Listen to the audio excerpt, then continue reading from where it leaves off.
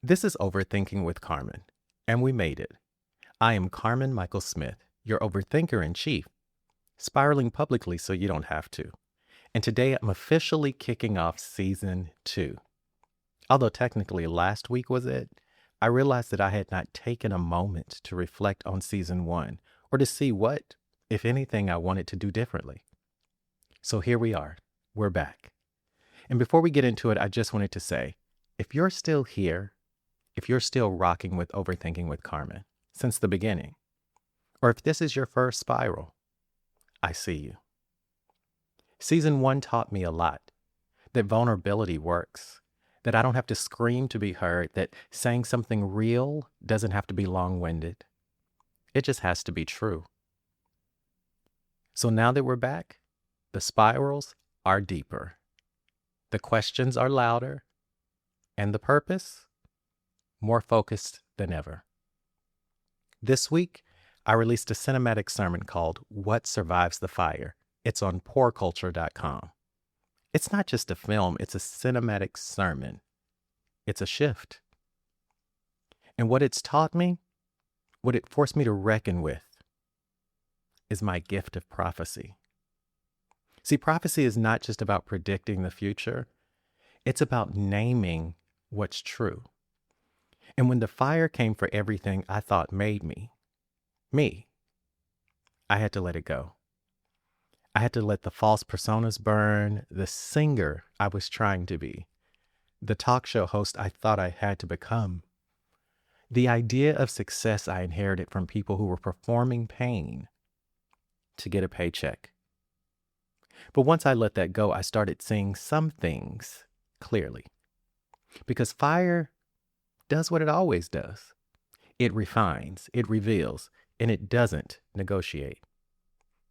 This brings me to what I've been thinking about lately, and that's how many of us are out here living as performance, not people, and how celebrity culture and the church have taught us to mistake one for the other. Kim Burrell, Tamar Braxton, even Orlando Brown.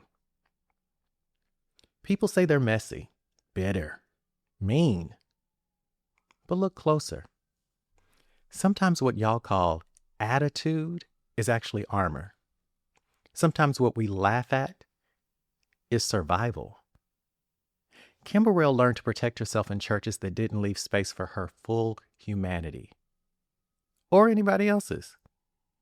Tamar Braxton had to claw her way into being heard in a family and an industry where women who cry are weak and women who fight are ratings.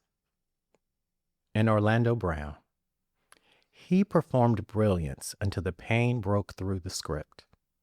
He was funny, quick, talented, and we laughed even when it got dark.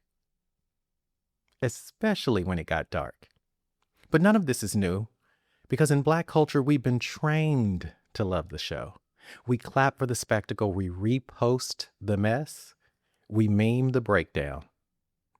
But where did we learn that? Maybe it's not just Black culture.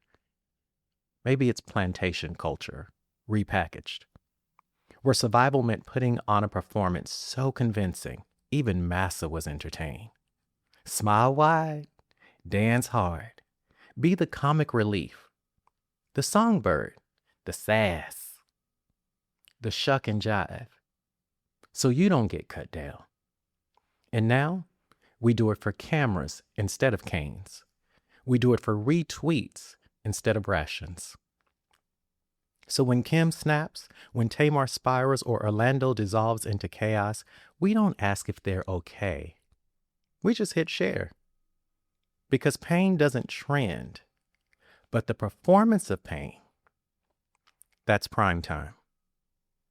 And the minute they step out of the role, the second they get too soft, too human, too honest, we turn on them. Because we were only watching the show. We never cared about the person behind the performance. And here's what I've realized.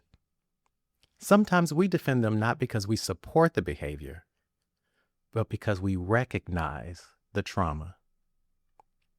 Their bitterness sounds like our aunties. Their blow-ups remind us of our mothers under pressure, or our father's anger from having been treated like a boy in the world and demanded to be a man at home. And their sarcasm, it sounds like our own when we're tired and over it.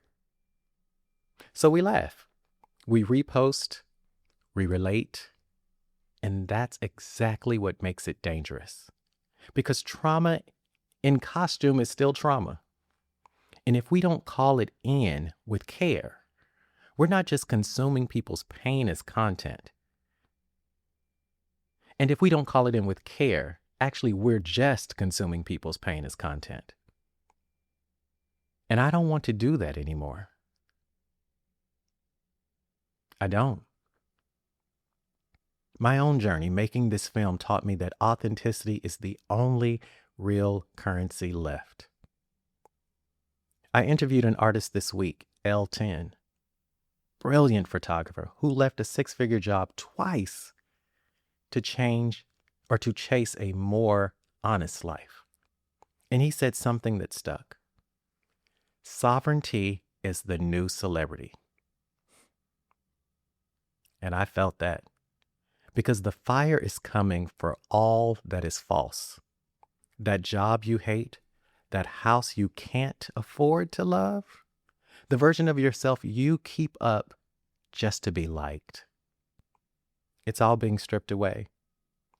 And if you don't know who you are underneath it, you'll burn right along with it.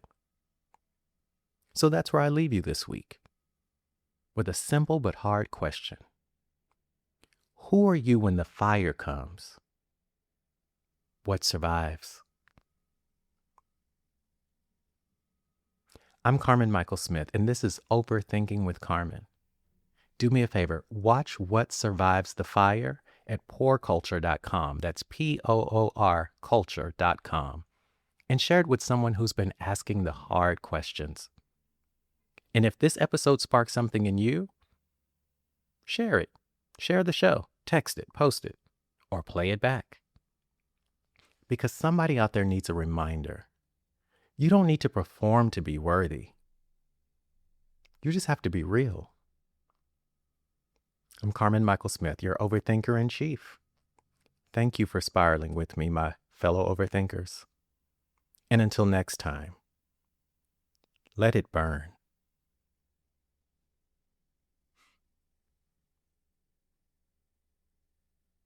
You still there? Well, I want to hear from you. What did the fire strip away from you? What survived the fire for you? Drop me a voice note, leave a comment on Substack at Karmen Michael Smith, or tag me in your socials and tell me, what truth did you have to fight to find? Remember, we overthink better together.